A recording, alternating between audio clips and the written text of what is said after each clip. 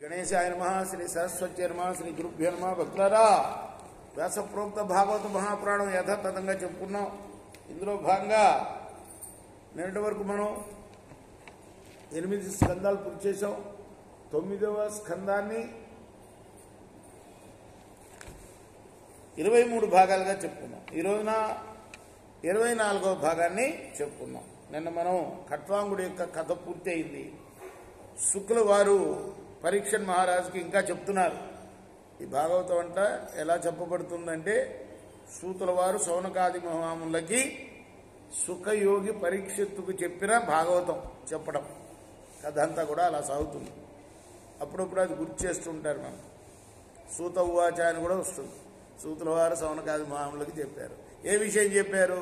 సుఖయోగి పరీక్షిత్తు మహారాజుకి చెప్పినది కథ అంతా కూడా.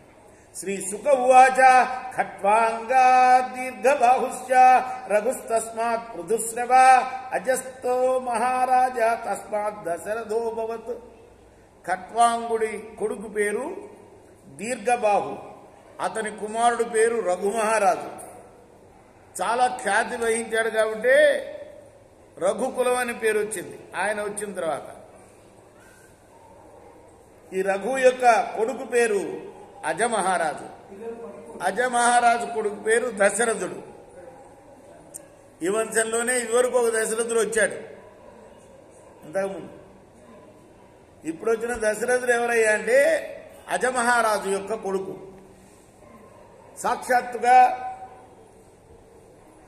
తస్యాపి భగవానేశ సాక్షాత్ బ్రహ్మమయోహరి అంశాంశేన చతుర్ధాగా పుత్రత్వం పార్థితస్సురై.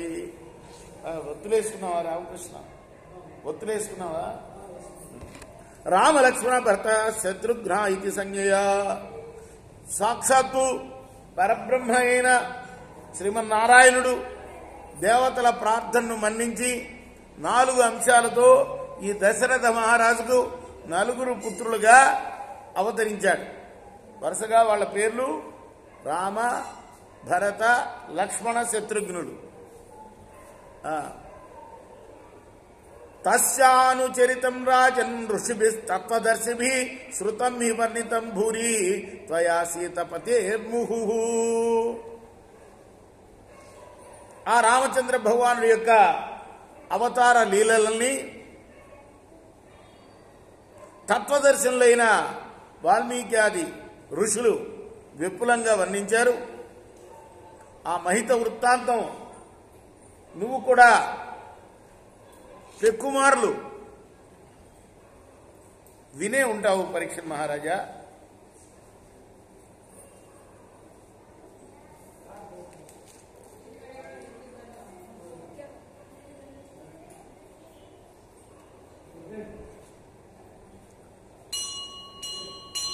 అయినా కూడా మళ్ళీ దాన్ని సంగ్రహంగా నీకు చెప్తా విను అంటున్నాడు శుకుడు పరీక్షణ్ మహారాజు. ఎందుకు మళ్ళీ మళ్ళీ చెప్పడం? భగవంతుడు కదని మళ్ళీ మళ్ళీ చెప్పుకోవాలి కదా. ఎన్ని ఎక్కువసార్లు చెప్తే అంత ఎక్కువగా మనకు లోపలికి వెళ్తుంది. ఆధ్యాత్మిక విద్య చరిత చరవణంగా చెప్పాలని శాస్త్రం. అందుకోసం మళ్ళీ చెప్తా, నీకు తెలిసింది అయినా మళ్ళీ చెప్తా అంటున్నాడు సుఖయోగి పరీక్షణ్ మహారాజుకి. తస్యానుచరితం రాజన్ ఋషిభిస్తత్వదర్శిభిః శ్రుతం హి వర్ణితం భూరి త్వయా సీతపతేర్ముహుః.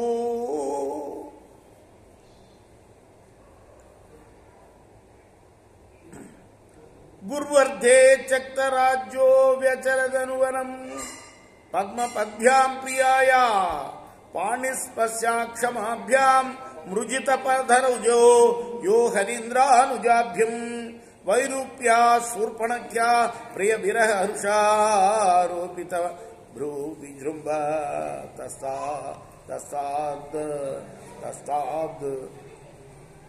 సప్తాబ్దిర్భర్దుః ఖలతవ దహరః కోసలేంద్రో వతాన్నః. రామచంద్ర ప్రభు పితృవాక్యాన్ని శిరసా దాల్చి రాజ్యభోగాన్ని పరిత్యజించి వనములకు వెళ్ళాడు. సీతాదేవి యొక్క కోమలమైన కరకమలాల స్పర్శకు కందిపోయేంత శుచిమెత్తని పాదాలు గలవాడు ఎవరు? రామచంద్రుడు. అటువంటి సుకుమారమైన పాదాలతో వనంలో ఆ ప్రభువు సంచరిస్తున్నప్పుడు హనుమంతుడు, సుగ్రీవుడు, లక్ష్మణుడు సేవలు చేస్తూ ఆయనకు మార్గాయాసాన్ని దూరం చేశారు. కామ వికారాలకు లోనైన శూర్పణఖ తమ దగ్గరకు వచ్చి వెకిలిచాష్టలు చేసినప్పుడు శ్రీరాముని సూచనపై లక్ష్మణుడు ఆమె యొక్క ముక్కు చెవులను కోసి విరూపిని కావించాడు. తీరని అవమానానికి లోనైన శూర్పణఖ కోపంతో బుసలు కొడుతూ రావణుణ్ణి ఉసుకొల్పగా ఆ లంకాధిపతి తన మాయాపాయం చేత సీతాదేవిని అపహరించాడు. ఆ కారణం చేత శ్రీరాముడు తనకు ప్రాణతుల్యమైన సీతాదేవి యొక్క వియోగాన్ని కూడా సహించవలసి వచ్చింది. దుర్భరమైన అటు విరాహంలో ఉన్న రఘురాముడు కనుబొమ్మలు ముడిచినంతనే సముద్రుడు గడగడలాడుతూ దారిచ్చాడు. నలుడు మొదలగు వానరులు సహాయం చేత సముద్రం పైన సేతువుని నిర్మింపజేసి లంకకు చేరి ఆ రఘువీరుడు దుష్టులైన రావణాదులను శిక్షించి ధర్మ పరిరక్షణ గావించాడు. అటువంటి శ్రీరామచంద్ర ప్రభువు మనల్ని బ్రోచుకాక. ఇక్కడ మనం ఆపుదాం. శ్రీ సచ్చిదానంద సద్గురు సాయినాథ్ మహారాజ్ की जय. చేకోరా హారతి దిగో సద్గురునాథ దేవ సాయినాథ.